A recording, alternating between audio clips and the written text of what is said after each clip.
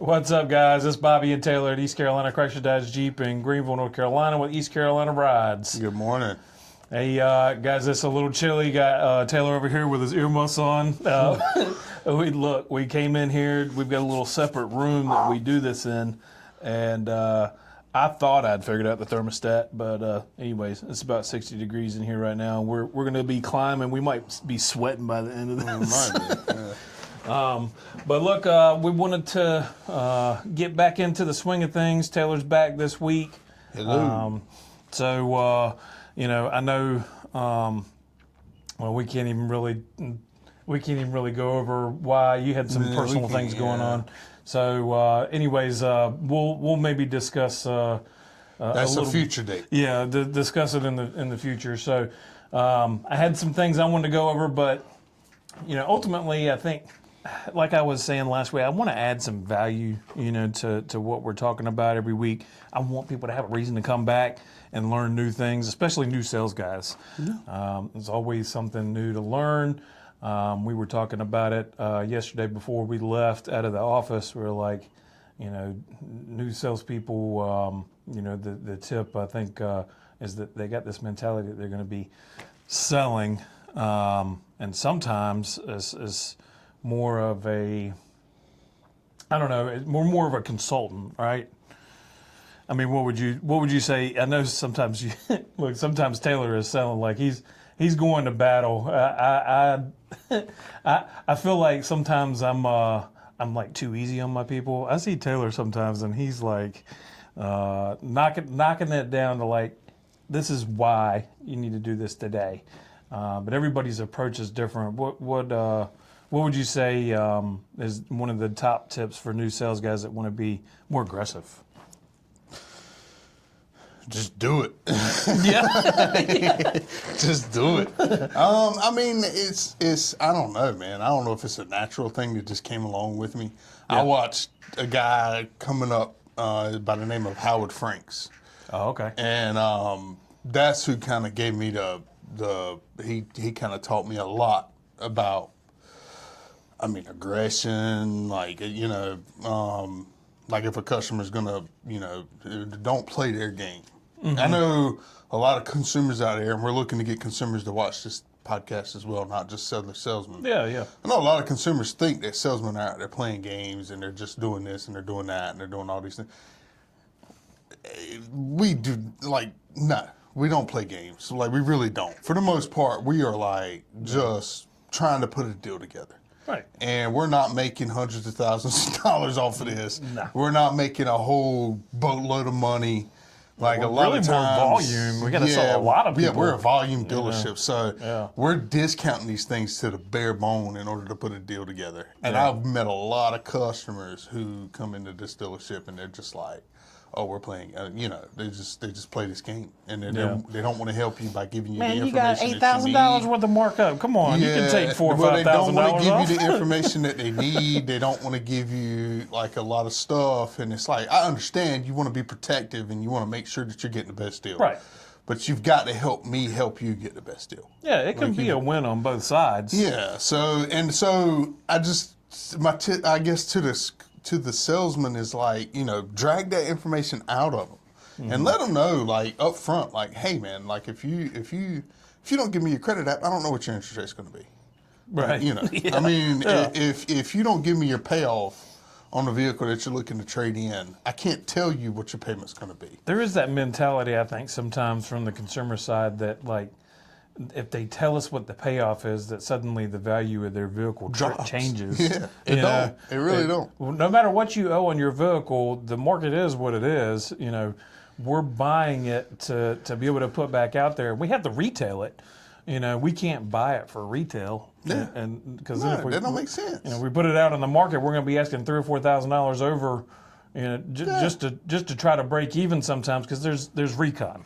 I need salesmen to understand on the lot that are coming into this, and we are here to make a profit. Yeah. It's not a crazy profit. It's not some stupid high number that we're making. Not like we're coming in here to hang out. At the end of the day, some salesmen came in and left because they saw that we would trade a vehicle in and then we would turn around and sell it for more than what we traded it in for. Like we've had salesmen leave for that reason, and it just don't make sense. Like it's like, guys, Right. Yeah. I mean, it's not a charity. We got to keep the yeah, lights like, on. yeah, You know, so- they got to pay us. Yeah, it's not that we're trying to get over on anyone. Right. Like we're just trying to make a living. Yep. You know, and you know, to make a living, you got to sell a car. And I think that's a great point because, you know, I in the last few podcasts we've been together, I call you an aggressive salesperson, but really ultimately you have to stand your ground, Yeah. you know, a little bit. And just like a consumer, you know, you feel the need to stand your ground as a consumer, and we have to do the same. And somewhere in the middle we can meet, Yeah. you know. And I mean, sometimes we're a long ways away, and it's just Yeah, maybe sometimes it's unrealistic just too far. expectations Yeah. and stuff like that happens. Even we get unrealistic expectations sometimes, you know, thinking somebody maybe can afford something and you know, we can't pay your bill. We may think in our mind, hey, look, this person is making $200,000 a year. They can afford an $800 payment. Yeah. But we don't know what don't their know what your lifestyle finances is. are. Yeah, we don't know You what know, your there may be underlying things that are going on. So I think the key to it is asking questions. Yeah. You know, if you ask the right questions, it's going to be a much smoother process. And as a salesperson, it allows us to take a consultant approach, and you know that we're really actually kind of solving a problem. And you know, sometimes look, we have to create the problem for you. You know, it sounds terrible, but like, you know, some people don't realize that they got a problem coming up. I think it's more of like opening your eyes to the problem. Right. Like not creating a problem. Yeah, It's that's more true. of like, Yeah, I misworded that. yeah, it's more of like we're showing you Taking hey, off man, your there catalytic is- converter yeah. so your check engine light comes Yeah, on. yeah, I'm yeah. creating this problem Yeah. right now. But if you're driving a vehicle with about 150, 200,000 miles on it, you don't have any warranty left. Right. You know, Yeah, like exactly. you're going to need something with warranty. Yeah. So Yeah, I mean, look, you you're got to think paying about $200, $300 a month on this vehicle. So right. Yeah, well, that would be, just upgrade. yeah. Oh, yeah, yeah. Just on keeping it maintained and Yeah, keeping it just- where it yeah. gets you to and from work. Exactly. So you know, a lot of times we transition people into new cars, and it's not necessarily because we think that you need the brand new car, but the manufacturer does help with factory incentives, rebates, and that sort of thing. So a lot of times it's not like we make more money on a new car or there's something like that. You know, I think a lot of people have this misconception that sales is like trying to put you in something. We you know? make minimum on new car. It's so funny because always, customers will be like, so are you making more money on this new car that you're trying to sell me? Absolutely not. Right, yeah. I'd rather you buy the used one. No doubt. Yeah. But If like you, I'm if gonna you show had you $5,000 or this $6,000 down, this Yeah. will be a whole different situation. Yeah, absolutely. But Howard trained me, and I think he was he was extremely aggressive, and I was just a green pea. Like never knew anything about any type of business. My handshakes were horrible. with Oh, people. really? Oh man, like it would be like. I would try Do to the dap dap? you up. Yeah, like exactly. I came into this business trying to dap grown men 45 years old up. I'd be, What up, cuz? But he was like, but Howard taught me, he was like, you know, one of the things that he did, he was like, man, this is an equation. You know, like you're looking to solve a problem. And I guess that's why it related to me so much because I tend to think that I have a mathematical mind in a sense. Hey, look, this guy's, I don't know, you know, a lot of people know Taylor, but he's going to school and selling cars. I give him a lot of props, like for real. appreciate that, Yeah, that takes a lot of dedication and to be salesman of the month too. Like, I mean, I'm kind of jealous sometimes, but anyways, I've been in sales a long time, and I don't know, sometimes customer service was like my key thing coming into sales, and I've learned that, and I really in customer service, I knew this too, but the customer's not always right.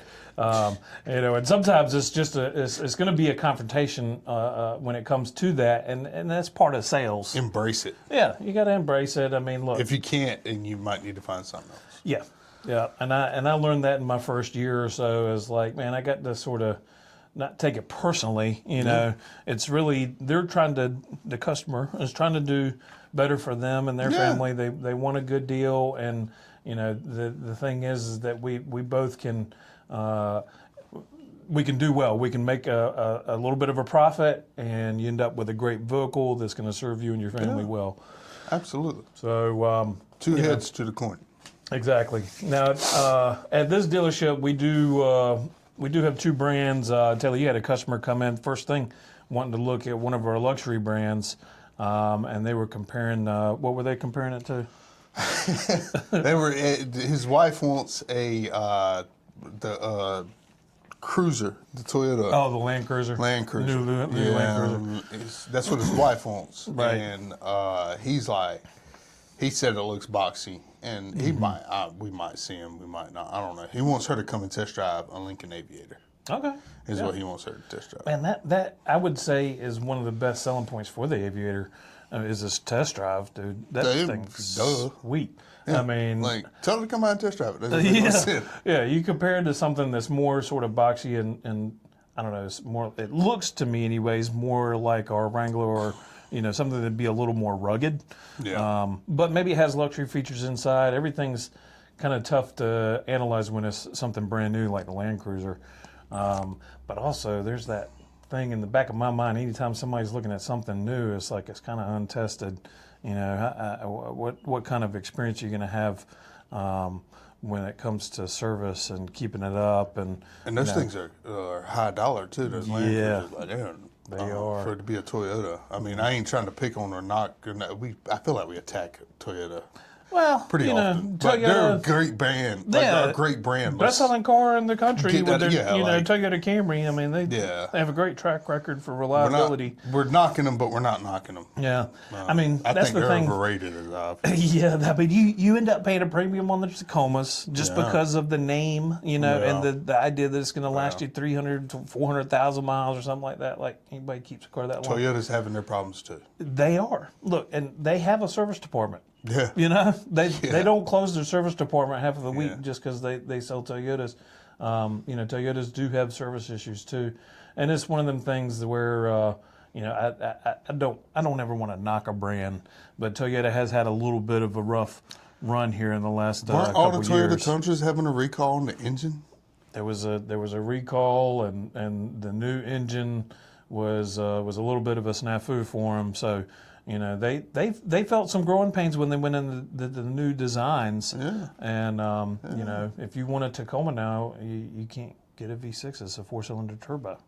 So there's certain things like that people look at our brand and they're like, man, you guys got a 6-cylinder turbo truck. What's wrong with you?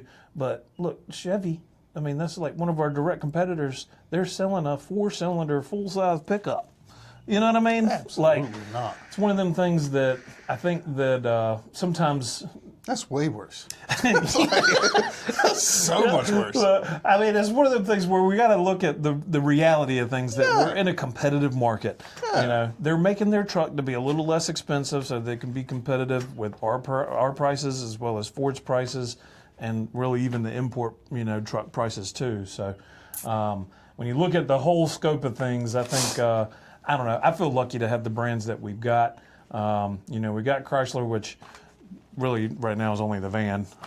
We might see more cars come. Yeah, they're talking about coming out with some other stuff. Yeah, and then Jeep is kind of our mainstay. I honestly, without Jeep, I don't know that Stellantis would have survived until now. Jeep has kept them afloat. Along with the Ram brand. I mean, Ram too. Ram has been huge. They've almost narrowed it down to those two that they're putting all their focus on. Yeah, so. They put a lot of focus on these brands, and they keep innovating, and I'm excited to see the new products come out. We're still kind of on the waiting period for the Cherokee, and they did release a buyer's guide, though. Did you read Brian's email? I don't know. I know you've probably been busy. And look, when you got school and you got work, sometimes looking at what's going to come as opposed to what's here. Yeah. Sometimes in sales, you used to. I stayed on top of it. Well, to a certain degree. Like I weren't like as smart as him when it comes to product knowledge. Wow. But I stayed on top of my stuff. Like I pretty did. And when new stuff come out, it was like I knew what it was. I had a good idea of it. Yeah, the other day I went on a test drive on a Ram 2500. Mm-hmm. Or this is two or 3 months ago. 2 or 3 months ago, I went on a test It's still drive. A new product then. Yeah. 25s has only been out since the beginning of this year. Yeah, and that's when I realized that it came with the new 8-speed transmission. Oh. And I was just like, It's like, this feels different. The Yeah. shifter is like, Yeah. just everything's a little different. Yeah. So That's funny. that's my bad. Yeah, But no, I look. usually stay on top of stuff. Ultimately, it's still a Cummins diesel, and the stuff that has been tried and true for the Ram brand. When you get in one, you hear it crank up. The customers look at it from the outside. There's not going to be a whole lot of change that you can notice right off the bat. Right. But that's one of them things, man. And a product that we have that's always changing. It's hard to stay on top of all that stuff. Yeah. We do have trainings and that sort of thing that we go through. Stellantis does require us to keep up our certification. For whatever that's worth. Yeah, I mean, when you get out there and you actually put your hands on something, that was another tip. That's when you learn. Yeah, as a salesperson, you can have all the book knowledge in the world, but when you get out there and you put your hands on it, you don't want to be learning your stuff with the customer. Like, oh yeah, that button. Let's see what that does. Push the button before you get out there. But yeah, I mean, there's all kinds of things that we could talk about in the new sales side, because there's always stuff to learn. But I wanted to talk about consumer tips. Some things that maybe would be good for the end user, something of value for folks that might be watching this, that are looking for a car, that are shopping for a car. I think a few of the things that I came up with, just little tips. Last week I talked about SiriusXM. You can work down SiriusXM. Do you know that? You know that. Yeah. You call them up, but I found out. I mentioned this in the chat, but AI has gotten crazy, man. But you can talk to an AI bot, and it'll work down the price for you instead of having to call and wait on the phone to talk to somebody to tell them you don't want it at that price or whatever, wow. expensive. You can tell a bot now, and it'll negotiate with you. So our jobs are getting close to being over, man. We're gonna have AI taking over soon. You'll be typing on your thing. Hey, I'd like to get this truck for $6,000 less, and the AI bot's like, okay, when can you be in? Yeah. So just know that if you are talking to an AI bot with us, I think maybe next year actually we're probably going to have. I'm thinking about it. Yeah, AI might be helping us out with some of our internet leads so that we can respond to consumers quicker.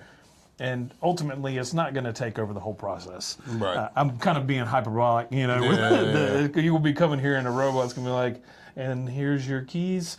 But, I think that something that is important with what we were talking about, the technology in vehicles, that when you're a consumer, going out and test driving something is one thing. We always tell people drive it. Right. That's a key thing. You want to know how it feels, but man, you got to get in there and play with the tech. I think that's a big part of the test drive nowadays, because you can watch YouTube all day long and find out about navigation A lot, yeah. or what Apple Uconnect, CarPlay is. Yeah, and that's our system, Uconnect. But using it and actually seeing how easy it is to use. So you have a Lincoln, right? Mm-hmm. What do you think about the infotainment system in the Lincolns? Outdated. Mine is, because mine's a 2018. So The 2018, okay. Yeah. So you had the Sync 3 though. So that was Yeah. right before they moved into the newer system, which they used Sync 3 for a long time. Long time. But that was the introduction for Apple CarPlay and Android Auto. Now, technology has made it where now you ain't got to be plugged in. You can do it wireless and all that. Yeah. It's pretty much an industry standard now. Right. So, like when I'm going on a test drive, I don't really talk about that much because everybody kind of knows about it unless they have something from 2015 and prior. So, I get into the weeds when it gets to using the technology and seeing what it's like, how fast it responds. Our system and the Uconnect and Lincoln too is very easy to use now. And I think if the technology is easy to work and you're not having to work the technology, Yeah. that's key. Some of these systems were a pain when they first come out. Uconnect's always been, I think, personally, and even customers have said the same thing, like the infotainment center is just a breeze to Yeah. work and get through. Versus like some of these other dealers, like Chevy was oh my God. Yeah, for a while they were hooked in through Google or something like that, and it was They were horrible. it was just not it was not a seamless process, and No, you know I think, it was not user friendly yeah, exactly. at all. Look, when you're driving and you need to do something kind of quick on the fly, you don't want to be sitting there having to, you know, figure out a process. You want to be able to hit a button or turn a knob and be able to get where you want to get quickly. So I think that's important to a test drive for consumers. You know, check out the technology, and that's something in our system I think people will appreciate. And then the last thing I wanted to talk about is the CPO, because we talk about new cars all the time, you know. But in our brand, we do offer certified pre-owned. What did Dad do? Throw you a 50 spot to throw his information out there a little bit? Who's that? And, yeah, it's like, hey, look, I know y'all love new cars, but let's talk about some pre-owned cars. Yesterday, I actually posted a few, you know, sort of hot deals we got going on our front line as far as pre-owned cars. Because, man, we buy them and we sell them for like sometimes $3,000 or $4,000 under market value. And that's a huge deal Yeah. for consumers. Yep. Because they, you know, you have all the tools. You know, there's no secret anymore. We all can look online, click a thing, say KBB. What's the value? Lowest to highest. Right. Yeah. You know, most people are shopping. They're clicking Car Gurus. You know, they're going to the website and they're sorting from high to low, or low to high. I search high to low because I want to see. The nice stuff. Yeah, I want to see the most expensive, most decked out stuff you got. So when you're shopping, you can look at our prices, and right on our website, actually, it says Car Gurus, either fair deal, good deal, great deal. Carfax has a valuation system, but something that a lot of people don't really think about is that CPO, and it adds a lot of value. Well, yeah, it does. And people don't realize that. They'll sit there and shop us against like another vehicle or something, and it's just they see they got that CPO go, or ours has more equipment, or there's always a reason why if there's a big values. price Like, swing, we're not just like marking our stuff up stupid high. right? Yeah, I sold a Wrangler last week. It was crazy, man. And it's not always the case that we see this, but I sold a Wrangler to a friend of mine. The trade-in value, fair market trade-in value, was higher than what we were retailing it for. Wow. I mean, It's hard it was to negotiate that. It was insane. Yeah. You know, and I was asking that. I was like, I mean, this is my friend now. I'm not like trying to like, and it's like, man, if she don't buy this, we need to mark this up. We got a lot of room to mark this up, trying to make some money. And she got a great deal, and that's all that really mattered to me. She's very happy. But look, if she leaves here and she wants to trade it in, she's going to be in a great equity position. So that just a little insight into our pricing strategy. Ed, our used car manager, looks at a tool called vAuto, and he brings it up a lot because it is a very good tool. It allows us to see the whole market, and just like we were talking about where people are sorting, he's got the same tools, but he can see all the different things. Yeah. It's actually pretty cool because it shows like within a 50-mile radius, every Ram 1500 Laramie with however many miles, and it shows you exactly what they're listed at. So it's actually pretty cool.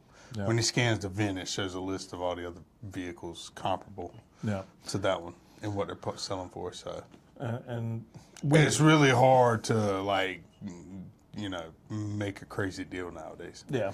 It really is hard. When you think about it, if he's got access to that tool, we pay a lot of money for that tool to stay on top of the market. But as a consumer, you don't even have to pay for Car Gurus. You just log in, or you don't even have to log in. You just click and search, and it finds stuff for you. Yep. So I think that was the main point I wanted to make is that you got to be, as a consumer, keeping in mind that if there's a big price swing, look at the finer details. You know, we might be certified pre-owned where you get the 7-year, 100,000-mile warranty on the powertrain. If it's a non-Chrysler Dodge Jeep dealer, they cannot certify it. They don't have the capability because they're not, tied in with the manufacturer. And then, like you were talking about apples to apples, on Carfax, you can go and click on the window sticker. Yeah. It's right there for everybody to see. Everything's so easy accessible now. Use it to your advantage. Mm-hmm.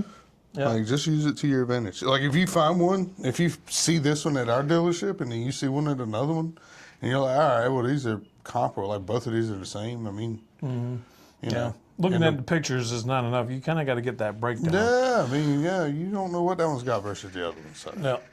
Last week I had, or this past weekend, I had a Lincoln. Person was comparing us. There was like a $3,000 or $4,000 swing. Ours actually had a little bit more mileage, and I was like, "What's going on here?" I don't really understand. No. But they listed it at a third party. It was like I'll just be straight up. It was a Hendrick dealership.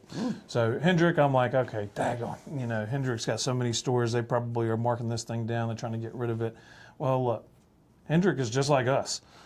Just because they're a big store doesn't mean that they got $4,000 or $5,000 that they can just lose on a vehicle. No. So I click into it. I find out they have it at one of their other dealers that they own. I had to go to their website. I couldn't do it on Hendrick's website. I had to go to the actual originating dealer's website, click on the Carfax, click the window sticker, and when I looked at that window sticker, it was a base reserve. Base, meaning nice. It's nice. The reserve in the Aviator, the Nautilus is nice, but there is like 6 levels of equipment that you can go up, and ours had everything. Yeah. I mean, everything. It was a $10,000 MSRP, anyways, from the factory swing and equipment. Yeah. And we were only $3,000 apart.